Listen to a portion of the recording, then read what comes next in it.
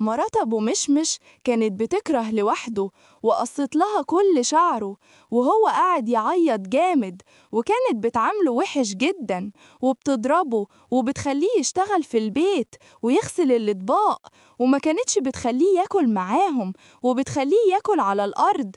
لكن ابنها كان بيحبه وبيعامله كويس، وكانت بتاخد ابنها على المدرسة، ومشمش كان بيروق البيت وكانت عيونه كلها دموع، وكان بيمسح لها العربية قبل ما تخرج.